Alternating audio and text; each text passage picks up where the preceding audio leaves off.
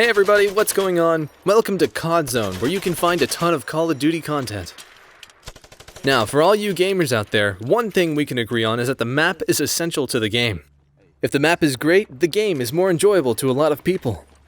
If the map is too hard, things start to get a bit wonky for players, and they may not like the game as much as it deserves. So today, I want to talk about the top 5 hardest zombie maps in Call of Duty. If I missed one that you think is harder, state your argument in the comments below, because I really want to know which maps are more difficult than these. Number 5. 5. Now, this map is much harder when you're not playing with a good team, but it is still challenging even with a decent team. It has a lot of tight spaces and no real good way to navigate the map. The best tactic I've found so far is holding down the DEFCON room. Even this is pretty risky, but if you try to hold down the lab, you are killed by gas crawlers. And holding down the first floor is nearly impossible without the electric barrier set up.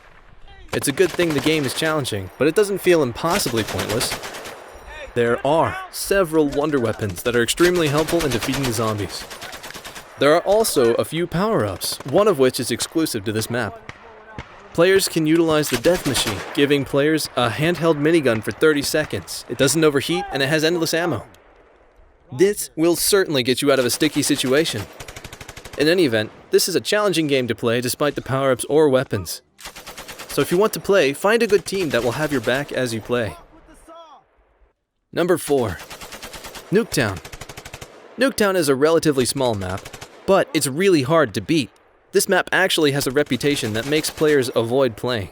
Some even say it should be removed from the general playlist for being too challenging. One helpful tip is to stock up on grenades and just launch them rapidly at spawning. Even doing this doesn't prevent you from being shot from unexpected directions. On the other end of the spectrum, there are players that love the challenge.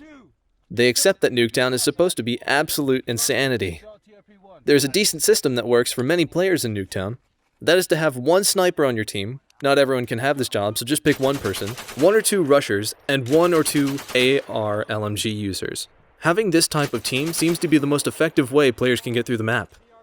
However, you still need to deal with how quickly the spawn flipping is, because no matter your team or tactic, that does not slow down. Number 3. Verrückt. Now this map gets even more challenging, largely in part to not having a reliable wonder weapon. There isn't a great spot for camping or training because everything is in tight close quarters. The best tactic is to continuously activate the electrical traps. I mean, the word verrückt means insanity, so what else should we expect? This map has been reworked and revised several times, and honestly, it just keeps getting harder. It is interesting that this was the first zombie map to have 2 spawning areas. These areas are separated by an electric door.